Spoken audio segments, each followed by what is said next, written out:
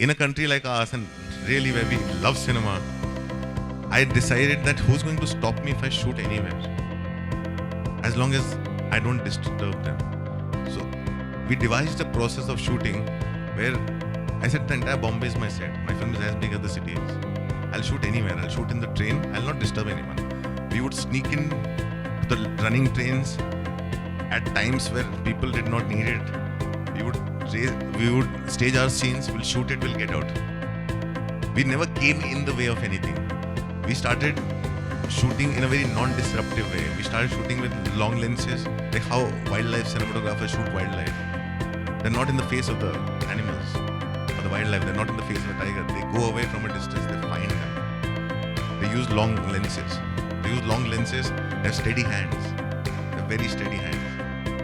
And they observe them and they let them be. And they don't disturb it. Otherwise you can't direct an animal, okay, now eat and now attack. You can't do that. So they'd live their life and while you watch from a distance. And that's how we started shooting.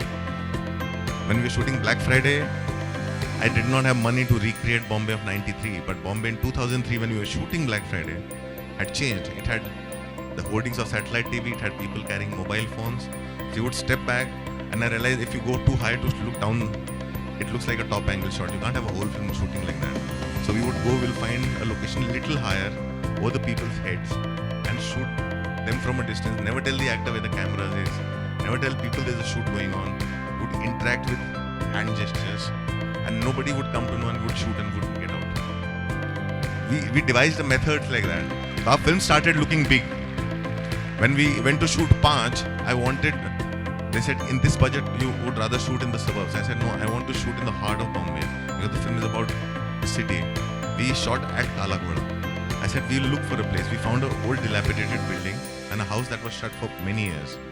We went into the house and we said we want to shoot here and the house was in a very bad condition. I said I'll clean up and I'll give you back the house that you can live in again. And you give it to me for free. We went in there, we cleaned up 28 bags of pigeon shit. We scraped the place, we painted the place, we made it relivable. Now it's a hotel.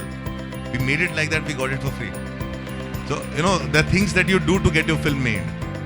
And that's why our films cost so less. And when our costs were low, people were allowing us to make films. When my cost was so minimized, that would be the cost of less than a song that would cost. For a big budget film, a song would cost. That was the time Boney Kapoor shot a song for Shakti, which cost 3 crores. My entire film was 1 crore.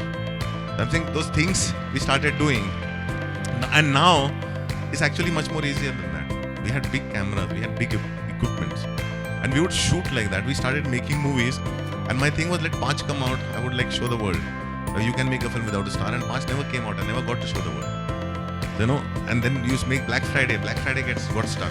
After a while, everything that you're trying to do starts to go wrong. And it's very easy to blame. It's very easy to stand up and say, the system doesn't, respect my artist in me. The system doesn't respect my intention of making a film. And which I did after Panch. After Panch, I was sat in a room and I blamed everyone. And I abused everyone. And I did everything that was wrong. And then I learned. And after Black Friday, when I finished the film, I did not stop. I started on my next. We were making Gulal.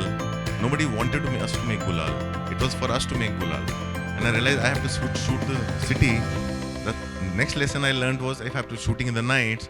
Now Jaipur is a city which lit up for 10 days during Diwali. We traveled 6 Diwalis year after year. And 10 days we shot Gulal. So, so those are things. And we travel in train, when we were dealing with, and it's all management. It's also all management. We were shooting Black Friday and we had a massive cast. We had 300 people. And we were shooting in areas where the hotel nahi the. You could not get great food, so we had biryanis packed. Everywhere we would go, we found the guy who made the best biryani. Get the biryanis packed. We devised our schedule in a way where we were shooting in the day and traveling in the night. And we had luxury buses. So we never had to pay for a hotel. So we planned like that for 15 days and we traveled across Rajasthan and Maharashtra shooting like that. So that, nobody would ever miss a hotel. And it always stems from you. If you stay like that, everybody stays like that. When you're shooting Gangs of Wasseypur and we knew we wanted a bigger shot. We want that whole shot of a mountain blowing up. We had to find a quarry with a big mountain, find a time, what time it's going to blow up. And the cost of that shot is probably, I don't know how 5 crores, 6 crores, whatever that mountain would cost, which we got for 5,000 bucks. We sat there and we waited for the mountain to blow up and take the shot. Sometimes you need that kind of patience. Sometimes you need to go do those things to live your dreams, which is why I always say that I want to make that film.